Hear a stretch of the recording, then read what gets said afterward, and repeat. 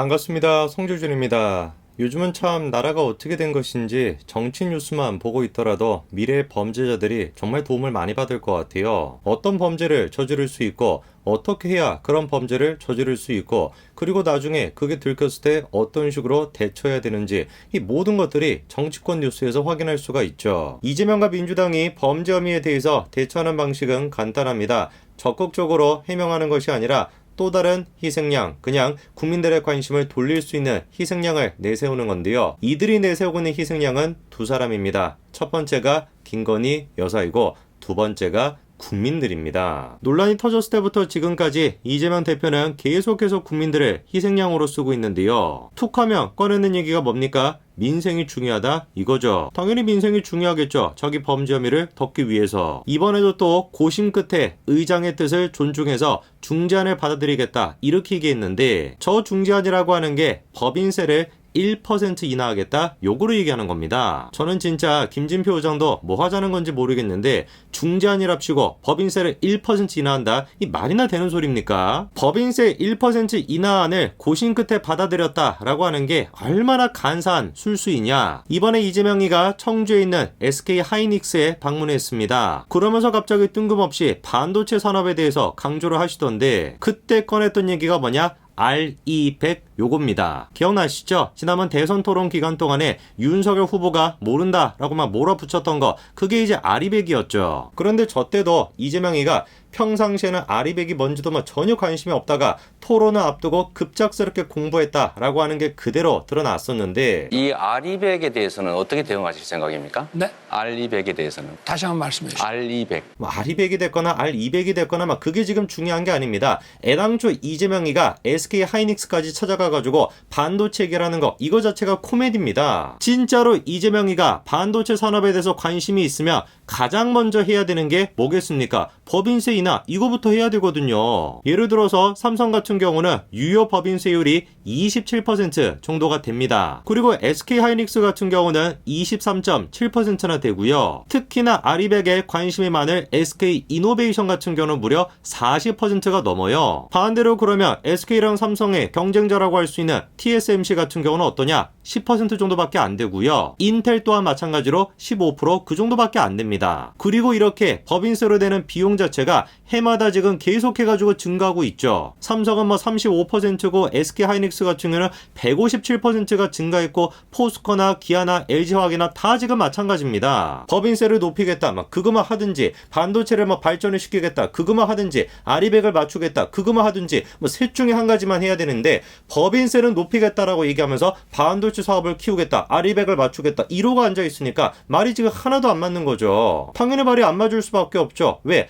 애당초 이재명이한테 반도체가 됐거나 민생이 됐거나 이 모든 것들은 그저 뭐에 불과한 거니까 자기 범죄 혐의를 덮기 위한 수단에 불과한 거니까. 그리고 지금 이재명과 민주당이 희생양으로 삼고 있는 또 다른 사람이 바로 김건희 여사입니다. 갑자기 이번에 뜬금없이 천공에 대한 얘기를 또 꺼내더라고요. 녹취록 논란이 있었던 천공 왜 고발을 못하냐 국회의원도 고발하면서 이렇게 얘기를 하던데 어이가 없는 거죠. 제대로 지금 해명을 안 하고 있기 때문에 자꾸 천공 얘기가 나오고 있다 이렇게 얘기를 하는데 해명을 제대로 안 하고 있기 때문에 자꾸 천공 얘기가 나오는 것이 아니라 민주당 국회의원들과 당원들이 제대로 된 생각을 안 하고 있기 때문에 제정신이 아니기 때문에 계속해가지고 천공 얘기가 나오는 겁니다. 그렇게 박주민이가 자신만만하면은 지가 천공을 고발하지 왜 대통령실 보고 막 고발을 하라 마라 이렇게 난리를 치는지 모르겠어요. 자, 그러니까 이재명이가 벼랑 끝에 몰려있는 지금 시기에 민주당에서 쓸 수 있는 카드가 또다시 뭐밖에 없는 거예요. 아무런 진짜 근거도 없는 천공 이야기, 김건희 여사 이야기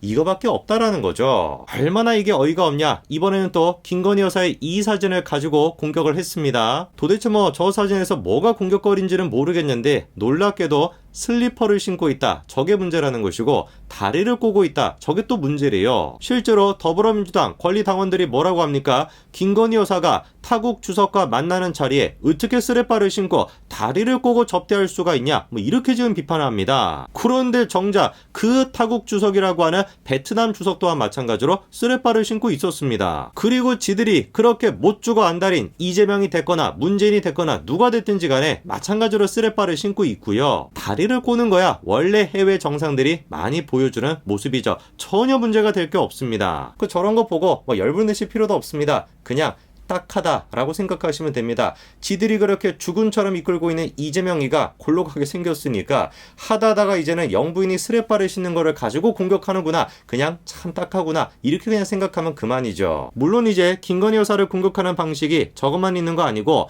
어머니 윤석열 대통령의 장모를 둘러싸고도 논란이 있었는데, 최근에 대법원에서 윤석열 대통령의 장모 요양급여 부정수급 혐의에 대해서 무죄 판결을 확정했죠. 논란은 간단했습니다. 최모 씨가 의료인이 아님에도 불구하고 요양병원을 불법으로 세워가지고 2013년도부터 2015년도로부터 무려 22억 9천여만 원을 부정적으로 수급했다, 이 혐의였습니다. 저게 근데 이제 대법원에 가가지고 무죄 판결이 나오다 보니까 약간 좀 이제 뭐 민주당 어연신문사들이 됐거나 그리고 또 이재명 지지자들이 됐거나 저거를 가지고만 난리를 치고 있거든요. 이것 봐봐라, 윤석열 검찰공화국이 됐으니까 자기를 둘러싼 논란들을 다 무혐의가 나오고 있다, 뭐 이러고 앉아있는데 진짜만 딱한 일이죠. 대법원이 무죄를 확정했던 근거가 뭐였냐, 애당초 장모가 동업계약조차도 맺지도 않았었고 심지어 주범들이 장모가 모르는 사이에 이면 협약까지도 맺었다라는 거예요. 아니, 동업계약조차도 체결한 적이 없었고, 그리고 정말로 장모가 동업을 했다라고 한다면 왜 장모를 혼자 내빼놓고 자기들끼리 저렇게 이면 협약을 맺었겠습니까?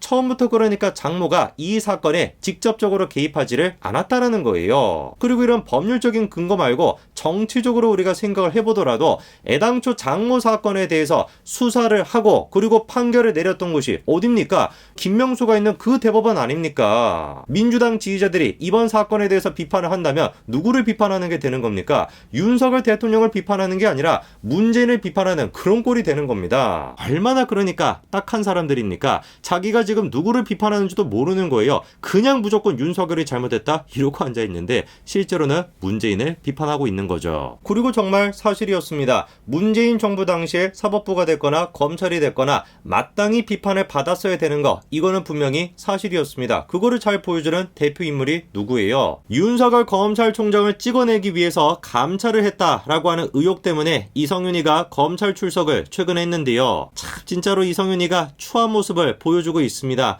윤석열 검찰총장이랑 자기랑 어떤 대화를 했는지 그 대화 내용까지도 이런 식으로 공개를 하더라고요. 이성윤이가 됐거나 문재인이가 됐거나 박지원이가 됐거나 서훈이 됐거나 하나같이 진짜 최후의 발악들을 하고 계시는데 계속 그렇게 발악해 보시기 바랍니다. 그렇게 발악을 하는 게 문재인 정권 5년 동안에는 때법을 통해서 통했을지는 모르겠지만 법치가 지금 살아있는 윤석열 정권 때는 그런 게 추도 통하지 않을 겁니다. 빠르게 그냥 단념하시고 국립호텔에 들어갔을 때 어떤 식으로 내가 생활을 해야 되는지 그거부터 고민하시는 게 여러분들한테 좋을 것 같습니다.